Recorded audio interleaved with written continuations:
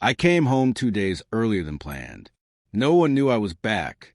The house was still not peaceful, but heavy, the kind of silence that creeps instead of crashes. Something was off. I could feel it. Then I saw her, my daughter, 8 years old, kneeling on the kitchen floor with a dry cloth in her hand, moving it back and forth like it would make a difference. No water, no gloves, just a little girl trying to earn something she should have never had to beg for: love. Her face was too calm for a child, too used to being alone. I knelt beside her and asked gently, "Where's your mom?" She flinched, then quietly said, "They went to the amusement park with Ava. Mommy said I couldn't come, said I didn't deserve it." And right then, something inside me shifted. It wasn't anger, not in the way people expect. There wasn't yelling or slammed fists, just a cold stillness, like a door in my heart closed for good. 3 years back, I took a job that drained me, kept me away from home more than I ever wanted. But I did it so she wouldn't have to work, so she could stay home and raise our daughters. I missed birthdays, school plays, dinners. I told myself it was for the family. For her, when I met her, she already had Ava, 2 years old, wrapped around her leg like she belonged there. I loved her as my own from day one. Never called her step. Never made her feel like less. I paid her tuition, held her hand in emergency rooms, kissed her forehead every night. Then Emily came, our daughter, mine in every sense. But over time, something changed. I began to see things I had brushed off. Emily left out of jokes, ignored during family photos. I saw the way they go quiet when she entered a room.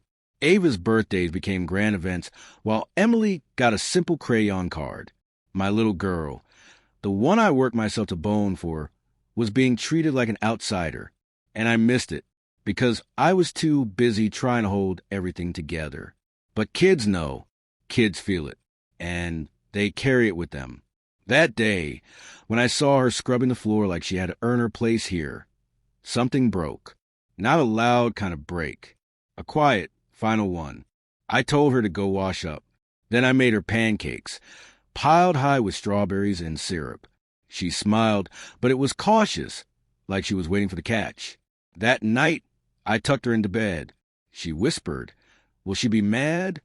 I said, "No, she won't be back tonight." While they were still out playing pretend, I unlocked the safe. I hadn't kept those documents for revenge. I kept them in case the day ever came when I had to protect my child. Bank records, voice memos, emails. One in particular, her telling her sister, asterisk, I only married him because I needed someone stable. I already had everything else. Asterisk, what she didn't know was that while she played house, I built one, for real. Everything in my name. Every account, every deed. The prenup she never read, signed it without looking. Buried under mortgage papers like camouflage. That night, I called my lawyer. Filed for emergency custody. Full financial audit. No warning. By morning, her calls started flooding in. I didn't answer. She came back around noon, dragging Ava in stuffed souvenir bags. She looked confused when the garage code didn't work. I let her knock for 5 long minutes before opening the door. She looked scared.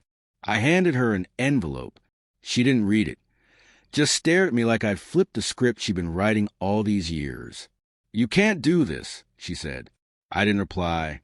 Just shut the door slowly. Quietly. Everything moved fast. The court saw the photos, heard the recordings, read the psychologist's evaluation. 48 hours later, a restraining order was in place. Emotional neglect. She had to go. No alimony. No assets. The prenup held. She left with what she brought. And that wasn't much. I made sure Ava's tuition was still paid. Anonymously. She's just a kid. None of this was her fault. Weeks passed. Then one quiet Sunday morning, she showed up on foot. No car. No pride. Just her, standing on the porch with Emily's old stuffed bunny in her arms. I opened the door just halfway. "I made a mistake," she whispered. "I know," I said. Then I took the bunny, shut the door, and walked away. Emily's different now. Happier. She sings to herself in the kitchen when she thinks I'm not watching.